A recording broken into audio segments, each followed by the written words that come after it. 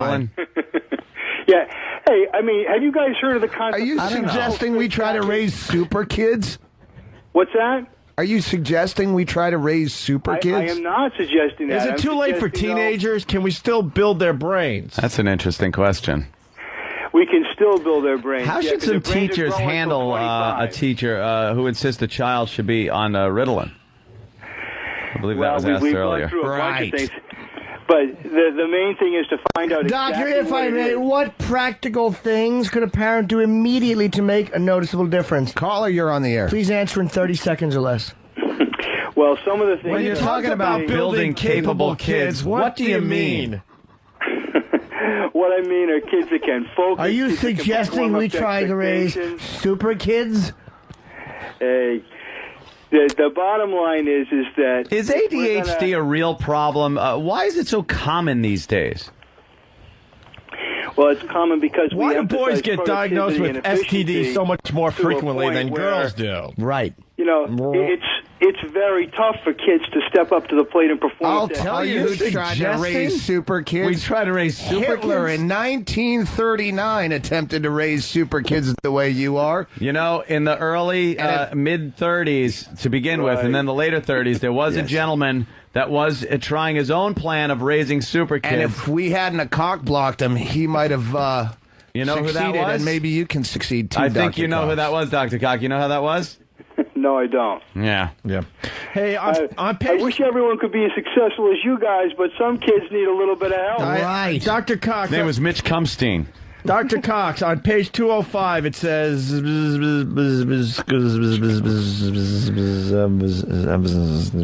Don't scan. Find where you want to be.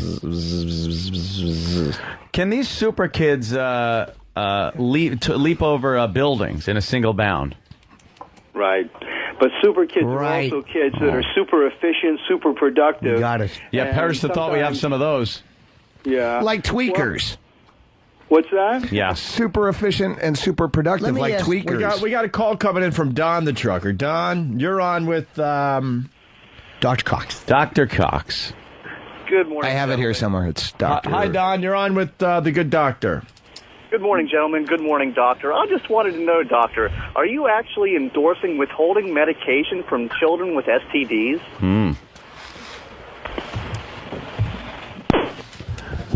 Oh. Hello? Oh. Well. That didn't go well. Oh. What was he on about? What did he have to say? It wasn't being... Never even got to his point. That didn't go well. What happened? What happened to the caller? The caller, asked a real question, and he hung up. Stumped the doctor. Yes. You know what? I don't think he'll ever finish his book if that's his attitude. No. Yeah. He really seems to be a little lazy. I know. Sounds to me... I'm sorry, No discipline. Go ahead. Sounds to me like the old doc needs a dose of stick-to-itiveness. Yes. What He happened? probably has ADD. I'll say. What's that? Right. I think it's It's HD TV. HD TV. Yes. He's got high definition television. Yeah. Is that a problem? Yeah, it takes your attention away from book writing. Wow. That's right. Are you suggesting we try to raise super kids? How many fucking times? Oh, God. Fucking authors. We are just the worst, man. Why did he hang up? I don't know. He had it. I'll tell you why, because he was being stumped with some tough questions. Yeah. And they don't like to be called to task. See, we put them to the test. We do. A lot of stations just gloss over these things, ask them the questions, they give the answers. Sure. We give them impossible questions that could never be answered. All at the same time. Right. It was fun. Right. I actually stole that. I'll tell you where I got it from. Bob Kelly played a prank phone call for me one day. It's a guy pretending to be an older black gentleman, and he's calling up to have his VCR repaired. And the VCR guy is trying to talk to him over the phone. The guy keeps going, right. And he curses too much. The guy, this is like... Let's bring it in. That sounds funny.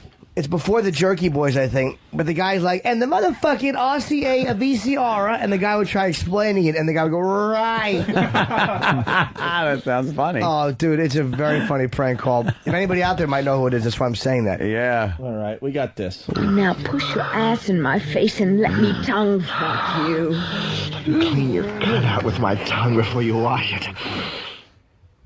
Yeah. Right. These are these clips from, it was actually called audio porn. Back in the 70s, they came out on 8-track. And you'd listen to these instead of watching porn. And it's not audio from a porn movie. It's they went into a studio and poorly did these. Well, that's right. Phone sex. The 976 numbers you'd call, listen to the remember recorded those? stuff. 976. Yeah, the telemarketing job where I just, dial for free. Yeah, put it yeah. on the company bill. We used to go into the job trailers that when they're building a new development, the trailer is there for the job super and stuff. We'd go in there and pick up his phone and just call sex lines. It must have been hundreds of thousands of dollars. But it was before live stuff. It was all that recorded stuff. This is recorded I'm from Carmen, an the 8-track. anal queen. And we're keeping track of all the really great lines from this. And the audio acting is porno. horrid. This is like this woman sounds like this. I can't believe you're fucking me. Lick my Yeah, lick my cunt. Like Mrs. Howell is getting bagged by the professor. Organ music from the old radio shows. Yeah. The old radio serials. You're licking my pussy. Da-da-da-da. Yeah. Here we go.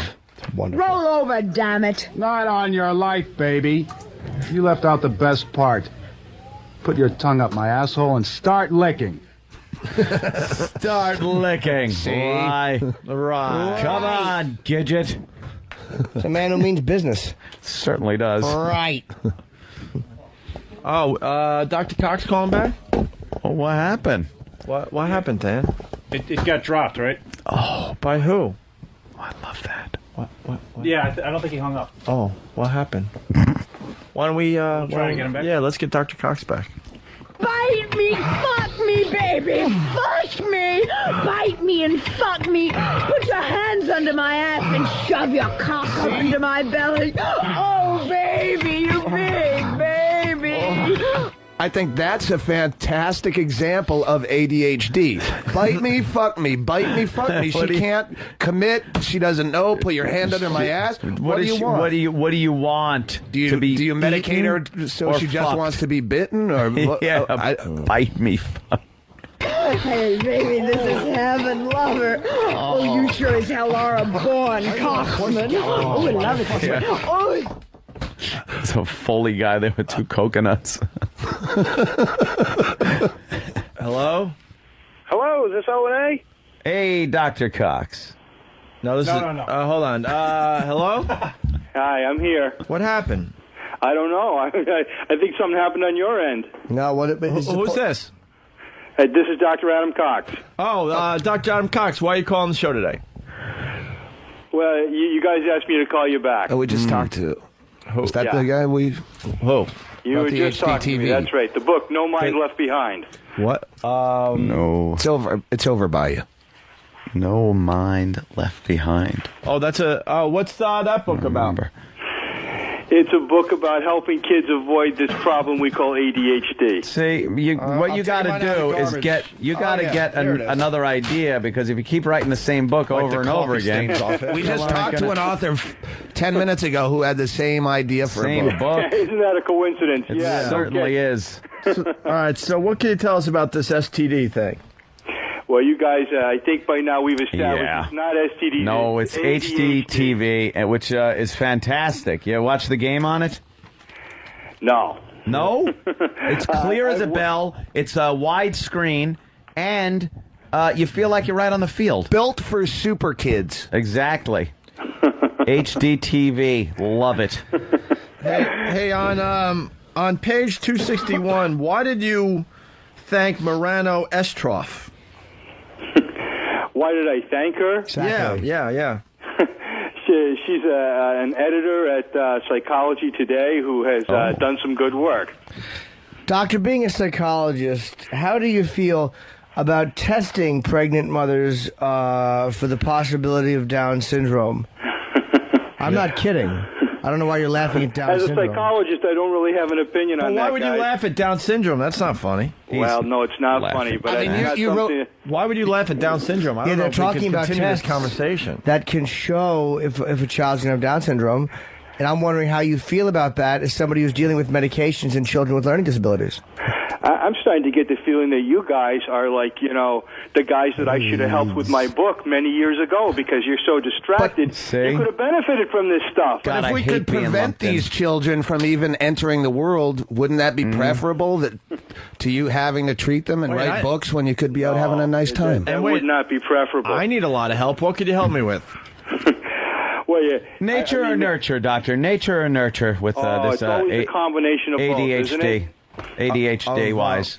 Do you think there could be a test in utero that we can see if there is, and then maybe, pull out that plum tomato before it grows into a burden? Well, you'd never want to do that, but of course you're right, in that there may be a test one day that will then allow us to start helping these kids very early in their lives. Perfect race. Terrific. So you're thinking of dropping a few Xanax into a vagina so the child can actually maybe have them before he comes out? No, I wouldn't be thinking of that. So you're saying that Planned Parenthood should have a dumpster full of Pete Rose wigs? What I'm saying is that parents can do remarkable things if they start early enough. Why are you laughing at that joke? That's horrific. So you're saying that it is the parents' responsibility for the ADHD, and perhaps they're the problem?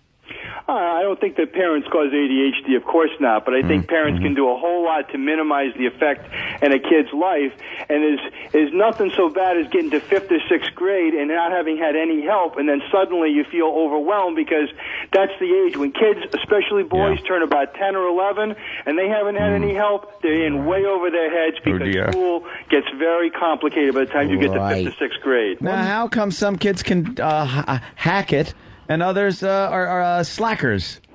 Well, that's just one of the differences. Why do some kids play football and some kids can't? I mean, it's just the way that we're all a little bit different. Well, that's more physical. Race, more physical than mental. Yes, and race does come into play in certain aspects of that, but that's more a physical attribute than mental, sir. Doctor, I'm thinking it's all in the upbringing. I'm thinking, and is this predominantly an American disease? That's a great question. I know it is. I asked it. It Anthony. is more of a problem in America, and the reason for that is that we live at a crazy pace. The pace of our culture is so hectic, and we push kids so hard to be productive, to be efficient, to be super kids, that Are you suggesting we should try to raise super kids? That's asked and answered, fellas. When you raise this breed of the master race, what will the world look like in 100 years? Good question. I have no idea because I'm not involved in that plan. Yeah, but because you're against raising super kids, we found that out. That's right. I just want to know, what would be the problem with a race of super children? Do you see kind of a Children of the Corn scenario? Yeah, that's right, because it just escalates and there's no end to it, and I'm just afraid that, we would have a bunch of kind of, robots out there performing up to like some kind of super high expectation, and we would lose the flavor of Bobby childhood. Fischer couldn't concentrate on his schoolwork because he was just playing chess all day, what would you medicate him with? Great. I don't know that I'd medicate him with anything. All right, let's go to the phones. Matt from Queensbury. Hi. I'm glad you got the doctor back on. I had a question for the doctor. Yes. You're on with Dr. Adam Cox. Oh, hi, Doctor. Oh, hi, Adam. I have a son. He's 8 years old. He's in 3rd grade this year, and some things he's really advanced on, and other things he's kind of more, average, middle of the road. And I'm pretty much okay with that. But it seems like you're suggesting that we should be building super kids, and I'm just wondering if that really falls into something I should be looking at. Well, I certainly don't think you should be trying to raise a super kid, but you might want to give your son a little bit more. Thanks for the question, Matt. Billy in Connecticut. Yeah, hi, Dr. Cox. Hello, Bill. With perfecting all of these flaws with every children at such a young age, are you suggesting that we raise super kids? Are we back from break yet? Oh, we're on the air. Okay. Yeah. Super kids. Dr. Cox, comment. Let's go to Chris in the Poconos. Chris?